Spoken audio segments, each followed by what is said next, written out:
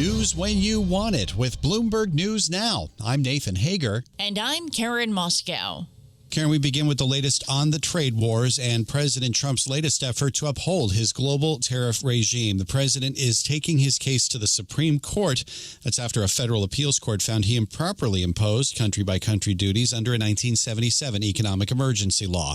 The administration's asking the high court to take up the case by September 10th. That's this coming Wednesday.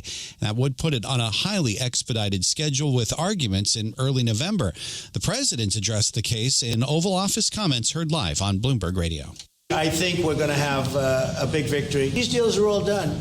I guess we'd have to unwind them. The money coming in is incredible. If we didn't have them, they would use them on us, and we would have no way to fight them. That was President Trump speaking from the Oval Office. Bloomberg Economics says a defeat for the president would cut the average U.S. effective tariff rate at least in half and could force the U.S. to refund billions of dollars in import taxes. Well, in another legal case for the Trump administration, Nathan, it has taken a defeat to Harvard University. A federal court has ruled the U.S. illegally froze more than $2 billion in the Ivy League institution's research funds. The court found the move violated the school's free speech rights and did not follow proper procedures. Ms. Elena Agagolf-Polo is head of Bloomberg's U.S. legal news team. There wasn't an explicit explanation about whether the administration needs to release this funding immediately or whether the school is going to be able to get it. But the judge clearly laid out in this opinion, which was about 80 pages long, the way the administration went about freezing these funds was illegal. And Ms. Elena Agagolf-Polo adds that the ruling stated that the administration used anti-Semitism as a smokescreen for a targeted, ideologically motivated assault on Harvard and other universities. The Trump administration plans to appeal. The White House is also engaged in another fight in Massachusetts. Karen, this one's over wind farms. A court filing shows the U.S. is working to withdraw a permit for the New England Wind 1 and 2 projects off the Nantucket coast. It's part of a broader crackdown that's disrupted at least 4 East Coast wind projects this year. Massachusetts Governor Maura Healey says the federal government should be working with states to build more power. As governor, I am very focused on lowering costs for residents, for businesses. That includes energy costs. One thing we don't need is energy supply to our region cut off. And unfortunately, that's what we're seeing by the Trump administration's move to kill jobs and to literally take away power by dismantling wind operations on the East Coast. Massachusetts Governor Maura Healey spoke with Bloomberg News in an interview from our Boston bureau. You can catch her full comments on the Bloomberg podcast channel on YouTube.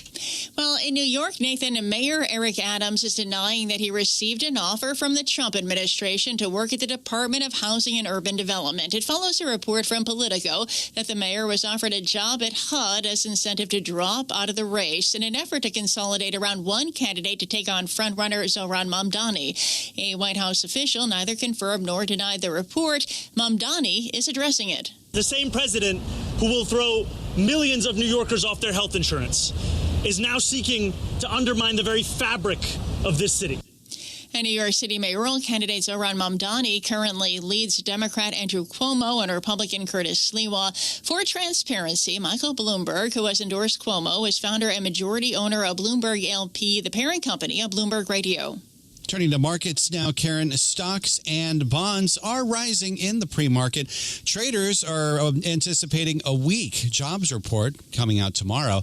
That would cement the prospect of a 0.25 percentage point rate cut from the Federal Reserve this month. Fed Governor Christopher Waller tells CNBC the central bank should lower rates this month and months to come.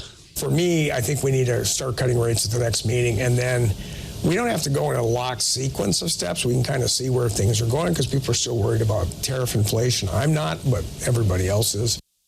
Fed Governor Chris Waller is a contender to succeed Jay Powell as Fed chair. And in another sign of labor weakening, U.S. job openings fell to their lowest in 10 months in July, and economic activity overall saw little to no change across most of the country in recent weeks. That was according to the Fed's latest Beige Book survey of regional business contacts. Well, let's stay with the Fed here, Nathan. The Senate Banking Committee is holding a confirmation hearing today on Stephen Miran's appointment to be a governor of the Federal Reserve. Massachusetts Senator Elizabeth Warren tells Bloomberg Balance of Power that she believes the Senate Banking Committee should be having the hearing, but says there should be an oversight committee investigating the president's attacks on the Federal Reserve. It should not be a business as usual, let's grease the skids and run through Donald Trump's nominee for the Fed. Instead, we should be having an oversight hearing about Donald Trump's unprecedented attacks on the independence of the Fed. Democratic Senator Elizabeth Warren spoke with Bloomberg Balance of Power. Hear her full comments on the Bloomberg Podcast channel on YouTube. And that's news when you want it with Bloomberg News Now. I'm Karen Moscow. I'm Nathan Hager, and this is Bloomberg.